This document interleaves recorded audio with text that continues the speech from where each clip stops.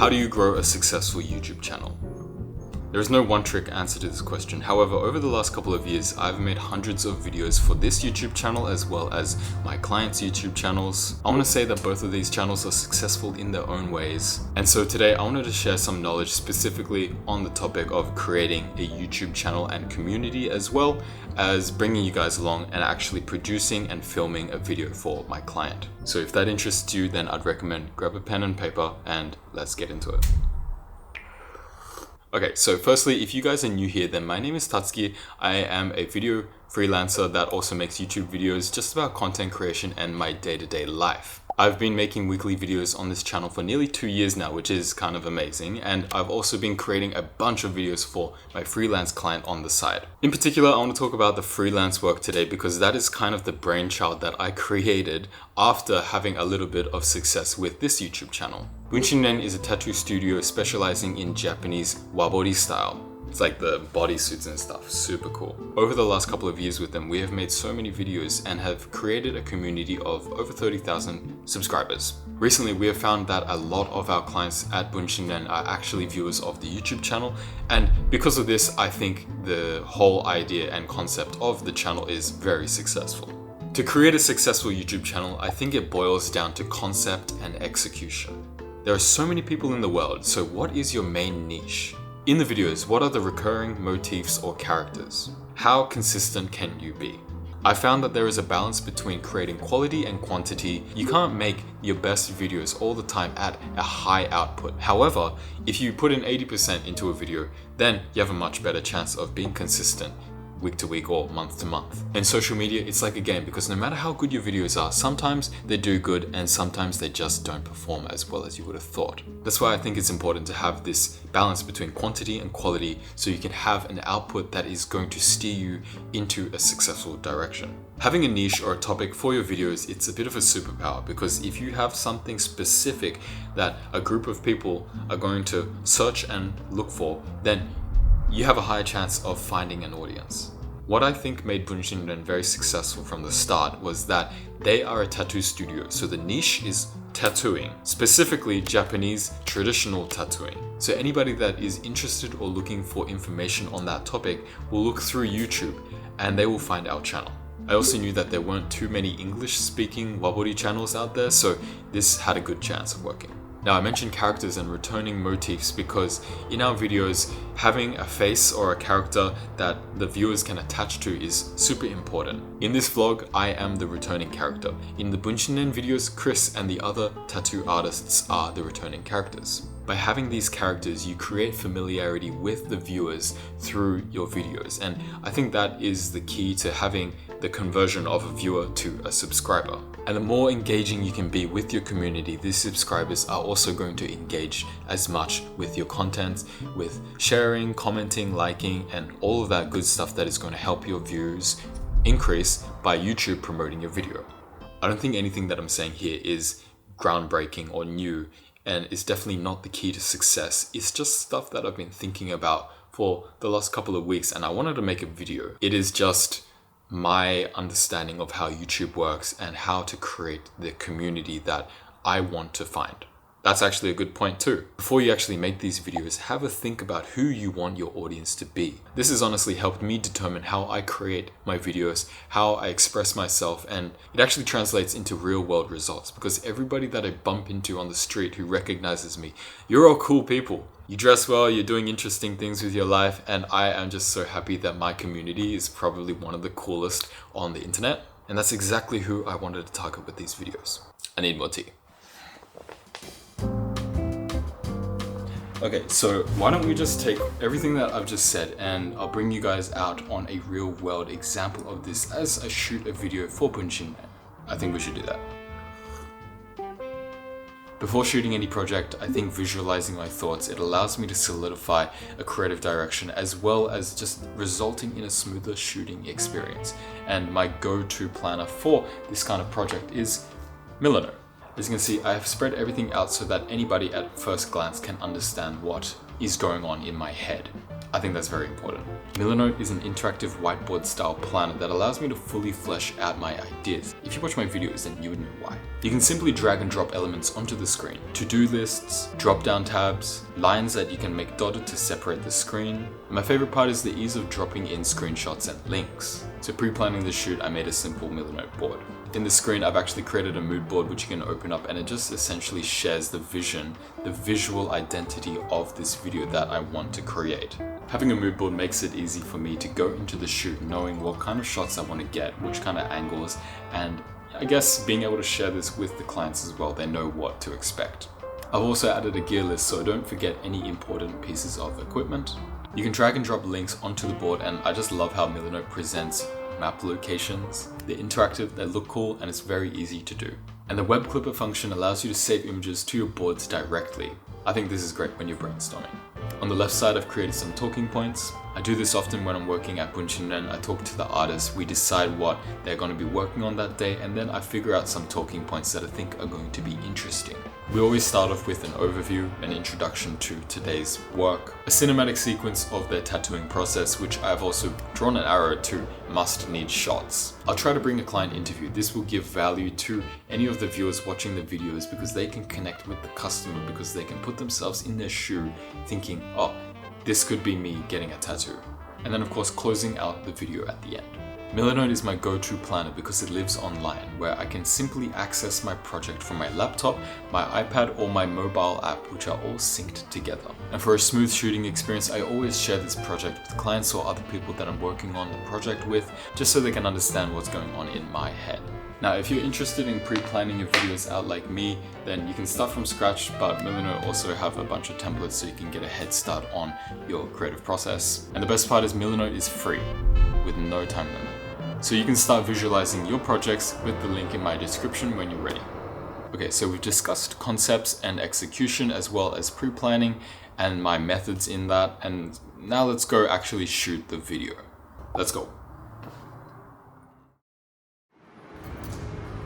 Okay, in the city now, just about to head towards the cafe, get some food, maybe a coffee, just get ready for the day, prep stuff, and then head into the studio for the actual shoot. I've got a huge bag today, as you can probably tell.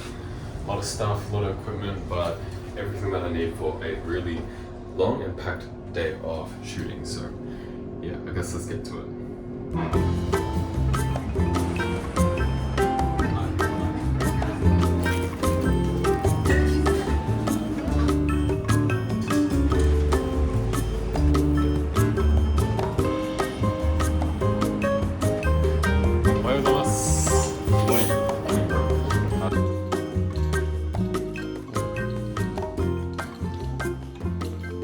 Guys, so I'm at the studio now, and yeah, I'm probably just gonna start setting up, getting ready for today's shoot. I'm here a little bit earlier than when the clients arrive, so I've got about an hour to just set everything up, so let's do that.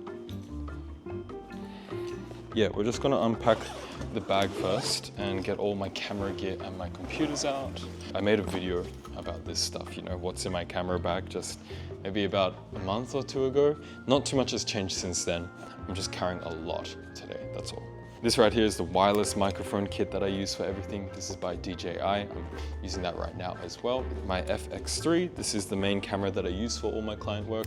This thing is such a beast. I'm gonna pair it with the 24mm lens today, as well as my 24-70. Essentially covers everything that I need for this job.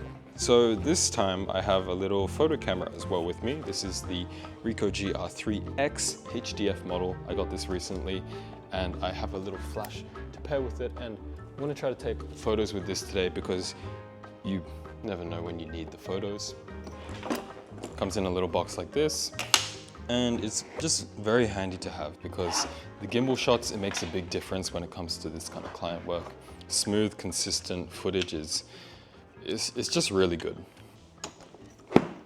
Okay, so now that I'm all set up, what I'm going to be doing is just double checking that like my batteries are full, my SD cards are formatted so I'm ready to film a lot, and then prepare for the actual shoot. My client Chris, he's going to come down in a bit and we're going to debrief each other about what we're going to be working on today, and then the customer is going to come in a little bit later, and that's when the filming process will start. Typically, the tattoo sessions, they run for quite long, and therefore my shooting days are also quite long. That's why it's very important to stay proactive with your time. I want to talk about this more in depth because I think as a freelancer, managing your time is one of the most important things you can do. Got about 20 minutes before Chris comes down, so I'm going to shoot some B-roll of the studio that I know I'm going to be using in the video footage later, just so I can get that guaranteed.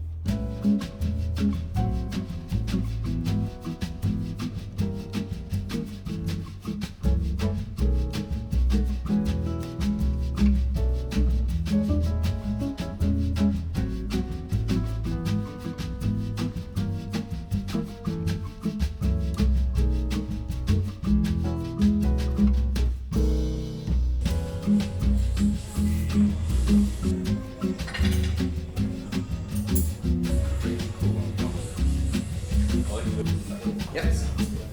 Cool. Okay.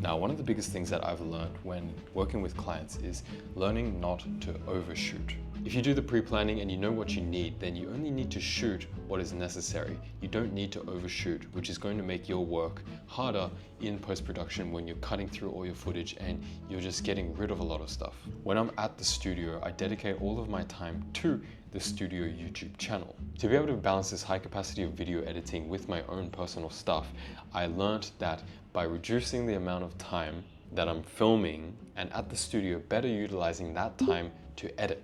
Essentially, I'm killing two birds with one stone, making sure that I'm filming what I need to do for the video, and in the in-between moments, preparing and editing the other videos. Once I understood how to better utilize my time, I reduced the hours that I would need to edit this at home, therefore keeping a better work-balanced life. It's not all client jobs that you're going to have to stick around for a long time, so this is just how I made the most of the hours that I spent here. It's a really sunny day. I think it's time for a break, so let's go grab a coffee and some food.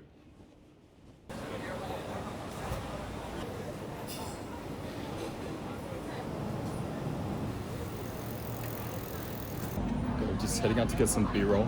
It's a nice sunny day, so I have to make the most of it and get footage of outside while I can, and I'm also going to get lunch because I am hungry. Okay, let's get food.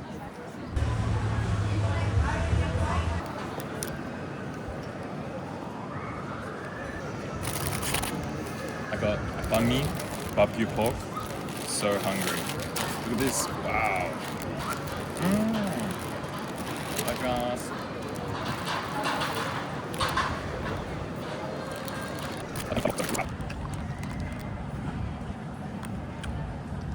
I don't know what it is, but there's something about having a lunch break on a very sunny day, out in the sun, just like reabsorbing some energy and having a sip of water. Something amazing about that.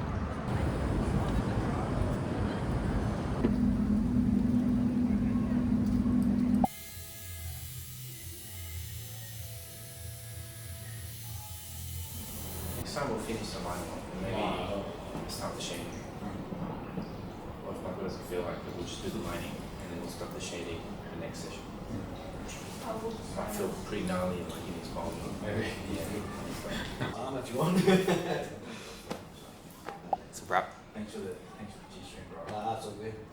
Okay, so we just wrapped up that first shoot. It's pretty much like a normal full day experience here at the Bunshin and Tattoo Studio for me, where I'm doing like a maybe 11 to 5 o'clock sort of session.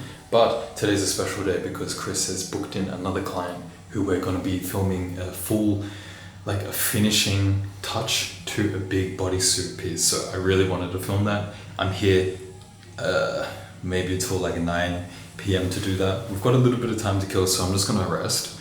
I'm gonna recuperate some energy, and then when the next client comes, Jerry, we're gonna film his completion of his back piece, which is going to be crazy. I'm also going to set up some of my film camera equipment because I want to take some really high quality pictures. Getting a little hungry after smelling this.